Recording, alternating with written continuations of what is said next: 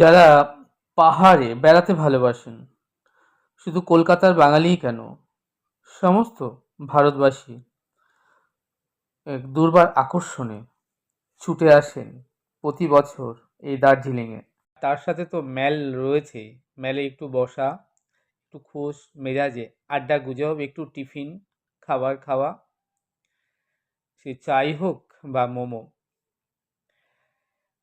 এটাই এই দার্জিলিং বেড়াতে আসবার একটা বিশেষ আনন্দ। আপনারা দেখতে পাচ্ছেন মেলের চারিদিকে বেঞ্চে বসে রয়েছে অজস্র পর্যটক।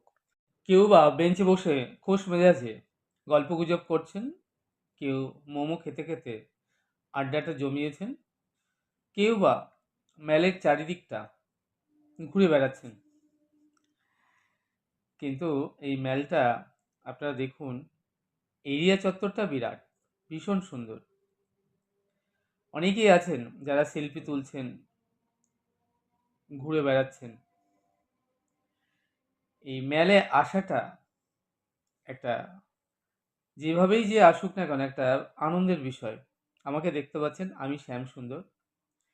আমি এই সময় মোবাইলে ভিডিওগ্রাফি করে আপনাদেরকে দার্জিলিং মেলটা ঘুরিয়ে দেখাচ্ছি।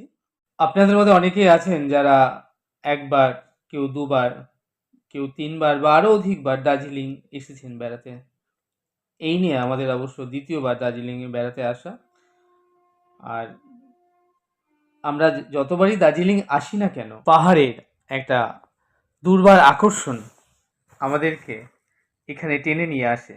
তাই দার্জিলিং হলো পাহাড় প্রেমিক, ভ্রমণ পিপাসু প্রতিটি মানুষের কাছে একটি স্বপ্নের শহর। আমরা এখন দাঁড়িয়ে আছি দার্জিলিং মেলের সামনে। আপনারা দেখতে পাচ্ছেন সকালবেলা, সকাল 10টা, ভীষণ কুয়াশা, সূর্যদেবের দেখা নেই।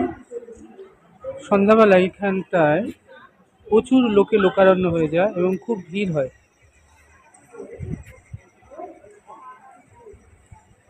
ভীষণ সুন্দর, অপূর্ব সুন্দর নাজারা।